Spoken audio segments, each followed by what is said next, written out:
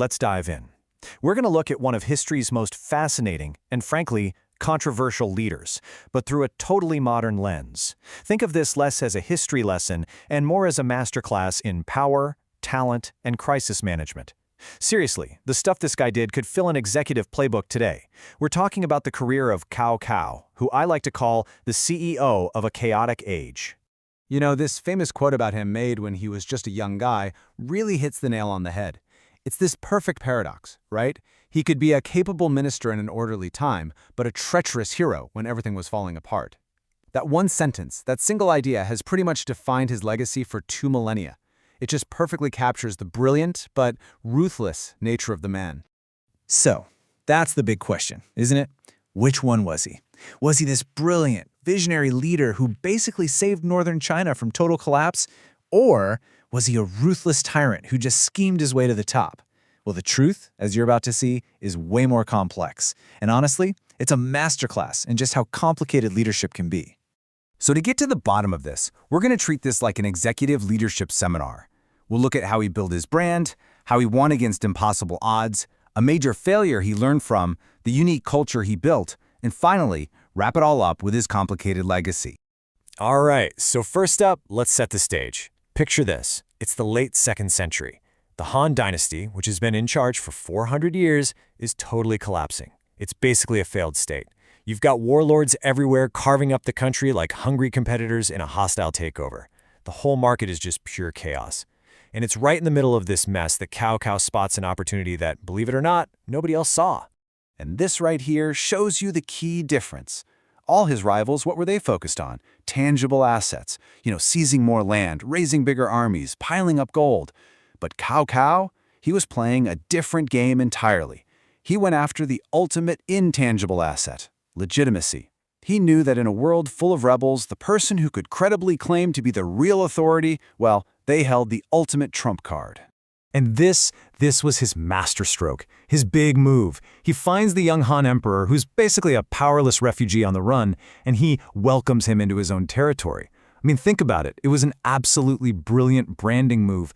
Instantly, Cao Cao isn't just another warlord anymore. Oh no, he's the prime minister acting with the emperor's blessing. Every single order he gives, every battle he fights, now has the official stamp of imperial authority. He completely controlled the narrative. Once he had that legitimacy, he basically became a magnet for talent. And his HR policy, it was completely revolutionary for the time. See, in a society that was all about your family name and your social status, Cao Cao put out the word. I don't care who you are, where you come from, or what people say about you. If you've got skills, you've got a place with me. This purely merit-based approach let him poach all the best and brightest minds from his rivals. He was building an absolute all-star team, and that team became the bedrock of his power. Okay, so let's see how this all paid off in practice. Because when you've got the right brand and the right team, you can pull off the impossible. And for Cao Cao, the impossible was the Battle of Guandu. This was his true David versus Goliath moment. I'm talking about a situation that would make any modern-day CEO break out in a cold sweat. I mean, just look at these numbers. It's insane. Cao Cao is up against his main rival in the north, Yuan Shao. And Yuan Shao has this massive, well-established army of over 100,000 troops. And Cao Cao, he's got maybe 20,000. He was outnumbered 5-1. By any conventional logic, he should have been absolutely crushed. But here's the thing about Cao Cao. He didn't do conventional. So how in the world did he win? Well, he did what any brilliant strategist would do. He found his competitor's single point of failure. He realized Yuan Shao's gigantic army was completely useless without its supply chain, which was all concentrated in one place, a depot called Wuchao. So, in a super high-risk, high-reward gambit, Cao Cao personally leads the small elite spec ops team on a secret night raid and burns all the supplies to the ground. When word gets out, Yuan Shao's massive army just panics and completely disintegrates. It was a stunning, unbelievable victory born from pure strategic genius. But you know how it goes. Success can make you cocky. And that brings us to a really critical cautionary tale for any leader out there. Cao Cao's greatest failure, the Battle of Red Cliffs. See, after he'd unified the entire North, he got ambitious. He turned his attention south, with the goal of finally uniting all of China under his rule. By this point, he was the undisputed titan of the industry, right? His army was enormous. Victory seemed like a sure thing. But here's the catch. His core competency was land warfare. The battlefield this time? The massive Yangtze River, a totally new operational environment he had no experience with. His troops weren't sailors. They were getting decimated by sickness. He completely failed to adapt. And his enemies exploited that weakness just brilliantly. They used a fire ship attack that completely wiped out his fleet.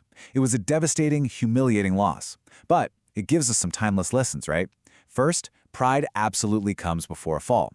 Second, you have to know your limits and adapt to new markets. But maybe the most important lesson here is about resilience, because true leaders don't just fold after one defeat. Cao Cao lost, yeah, but he didn't break. He retreated, he rebuilt, and you better believe he learned from that failure. And that resilience, was fueled by a side of Cao Cao that a lot of people just forget about. He wasn't only a general, he was also one of the greatest poets of his time. He understood that a strong organization, a strong company, needs more than just wins. It needs a culture, it needs a vision. And after a huge setback like Red Cliffs, that culture is more important than ever. This really captures the two sides of the man perfectly. You have the ruthless strategist and the reflective artist. He and his sons literally gathered the greatest literary talents of the era around them. And together they created this whole new style of poetry, the Jian'an style, that was direct, powerful, and raw. It broke away from all the old fancy traditions to reflect the harsh realities of their world. What he was doing was building a corporate culture of bold, honest expression. Just listen to this line from one of his most famous poems. Though the tortoise, blessed with magic powers, lives long, its days have their allotted span. It's this powerful meditation on mortality and ambition. I mean, he's saying that even a mythical, magical tortoise, even its days are numbered. This wasn't just some warlord barking orders. This was a leader deeply thinking about life, about limits, about ambition. And he infused that same thoughtful yet driven spirit into the very culture of the state he was building. Okay, so this brings us to the final analysis, the big question. How do we grade the performance of this ancient CEO? What's the final entry on the balance sheet for Cao Cao? Well, when you look at his resume, it's just formidable. There's no other word for it. As a politician, he ended decades of civil war and unified northern China. Check. As a military expert, the guy literally wrote the book on strategy and pulled off impossible victories. Check. As a poet, he launched a whole new literary movement. And as a strategist, his vision laid the foundation for an entire dynasty. The guy was a powerhouse. But, and this is a huge but, you can't talk about all those achievements without talking about his methods. And this infamous quote, whether he really said it or not, has come to define that ruthless, pragmatic, and let's be honest, often cruel side of him. He was a man who made brutally hard calls in a brutal era, and his actions constantly blurred that line between being the hero and being the villain. So in the end, what's the bottom line? It's this. He took a completely shattered country and forged a functioning state out of it. He got farms working again, he promoted talented people, and he established a new kind of order. Sure, it was authoritarian, but for most people, it was a heck of a lot better than the chaos that came before. The kingdom of Wei that he built became the top power and laid the groundwork for the next dynasty. The man built something that actually lasted. And that leaves us with one final big thought to chew on. Cao Cao was almost never loved. He was very often feared. But he was, without a doubt, effective. And his story really forces us to ask a timeless question about what it means to lead, a question that's just as relevant in a boardroom today as it was on a battlefield 2,000 years ago. When you're facing total chaos, is it better for a leader to be loved, to be feared, or just to be effective?